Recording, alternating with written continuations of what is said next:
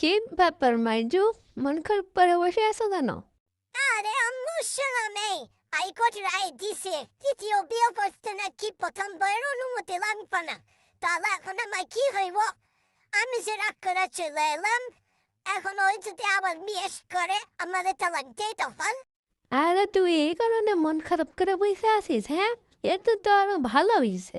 কি হালো কেমনে হইল? আরে শোন, দ্বিতীয় বিয়ে করতে তোর অনুমতি লাগবে না, কিন্তু পুরো গ্রামের তো অনুমতি লাগবে। হ্যাঁ কি বলতেছে এগুলা? হ্যাঁ, ঠিকই বলতেছি। পুরা কথা না শুনে আগেই লাফাস কেন, হ্যাঁ?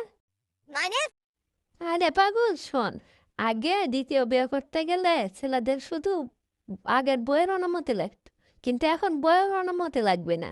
এখন ওই গ্রামের চেয়ারম্যান বা হচ্ছে যে মেয়র, এদের কাছে আগে আবেদন করতে হবে, তারপরে সালিশ পরিষদ বসবি, তারা বিচার করে বলবি যে সে দ্বিতীয় বিয়ে করতে পারে কিনা। তারা যদি অনুমতি দেয় তবে গান করতে পারবি।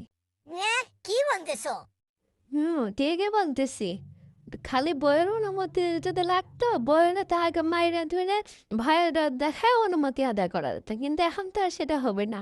এখন তো হচ্ছে পুরা এলাকার হচ্ছে যে মাথা হেড, তার অনুমতি নিতে হবে। তারে কি আর বয়ের দেখে অনুমতি আদায় করা যায়? তাহলে বুঝ, এটা ভালো হলো না খারাপ হইলো? আমার তাহলে তো ভালোই হয়েছে।